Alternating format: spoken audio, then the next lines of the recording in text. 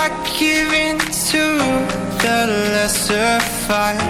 My body aches to be satisfied. Salam Planter Indonesia, Assalamualaikum warahmatullahi wabarakatuh. Kali ini kita akan bicara tentang sebaran panen dari bulan Januari sampai bulan Desember dalam setiap tahunnya. Bahwa mungkin di dalam kelas petani jarang memperhatikan bahwa dalam setiap bulan kita akumulasi setiap bulan, angkanya itu sebenarnya selalu berubah. Dari Januari sampai Februari, Maret, dan seterusnya sampai Desember, angkanya tidak akan pernah sama. Karena bahwa ada banyak faktor yang melatar belakangi di dalam produksi. Bisa curah hujan, bisa pemupukan, dan mungkin faktor alam lainnya yang akan sangat berpengaruh terhadap sebaran produksi kelapa sawit dari bulan ke bulan. Maka kali ini kita akan membahas bagaimana sebaran tanaman kelapa sawit atau produksi tanaman kelapa sawit itu sendiri dari bulan Januari sampai dengan bulan Desember pada tanaman yang relatif masih kecil, yaitu sekitar 5 tahunan. Ini adalah data nyata, data real dari sebuah divisi yang mungkin bisa dapat diambil pelajarannya bagi para petani dan para planter semuanya, adalah sebaran produksi pada tanaman kecil.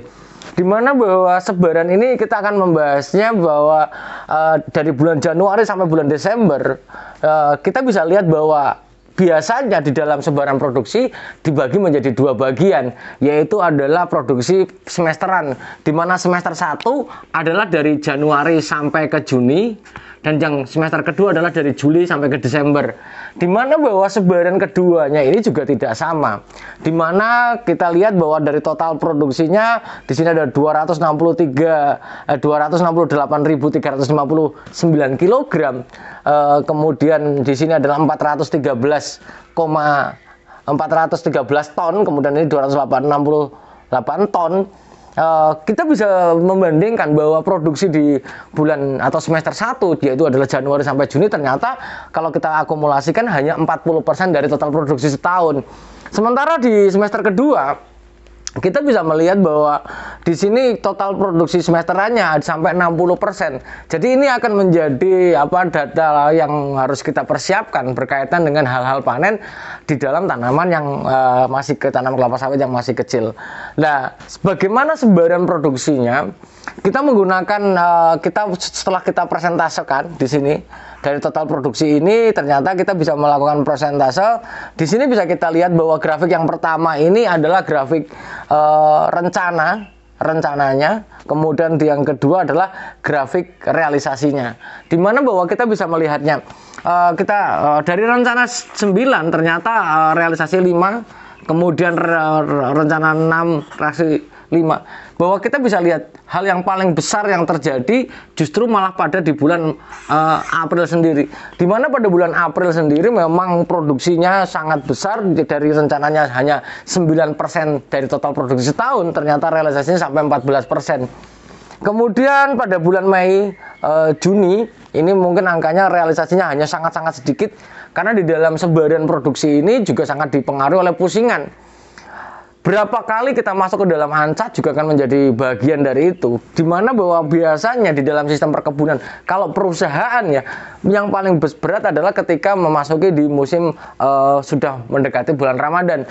Karena memang kita tidak terlalu mengoptimalkan, memang output karyawan panen juga kita akan rendah.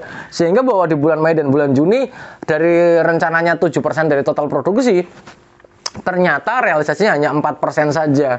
Nah, tapi bahwa grafik selanjutnya akan naik pada bulan September. Kita bisa lihat di bulan September. Ini. Di bulan September ternyata dari 8 atau 9. Jadi inti yang ini saya sampaikan bagi para petani dan para planter semuanya, bahwa produksi kelapa sawit tidaklah sama dari bulan ke bulan. Yang harus menjadi catatan kita adalah tidak sama dari bulan ke bulan. Oleh karena itu bahwa kita harus juga mempersiapkan, kita harus bisa menghitung faktor alamnya seperti apa dan faktor pupuknya. Ini bertepatan dengan pemupukan yang sangat relatif stabil, maka datanya bisa kita dapatkan. Dari total sebaran ini ternyata kalau kita lihat grafiknya adalah seperti ini. Ini kalau rencananya. Nah, tertinggi bulan September realisasinya, dan April bulan September tertingginya bulan April. Sementara bulan Juli, Agustus sebenarnya di dalam program sudah mulai naik, tapi realisasinya memang agak down di bulan Juli dan Agustus. Intinya ingin sampaikan seperti itu. Jadi jangan pernah berpikir bahwa dalam sistem atau mekanisme panen dalam setiap bulan akumulasi bulanan itu bahwa setiap bulan Januari sampai bulan Desember itu adalah angkanya sama, tidak bisa kita samakan.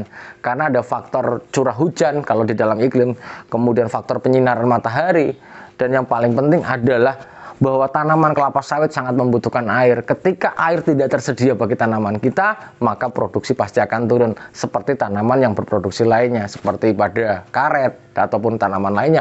Jikalau tidak tersedia air yang cukup, maka produksi juga pasti akan drop. Mungkin itu saja dulu yang dapat saya sampaikan.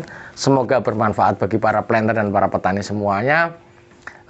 Sekali lagi, semoga Allah memberikan saya, Anda, dan semuanya kesehatan, kebahagiaan, dan kesehatan dan kebahagiaan tanpa syarat, dan rezeki yang tidak disangka-sangka oleh kita, diberikan oleh Allah dengan segala mahanya. Terima kasih. Salam Planter Indonesia. Assalamualaikum warahmatullahi wabarakatuh.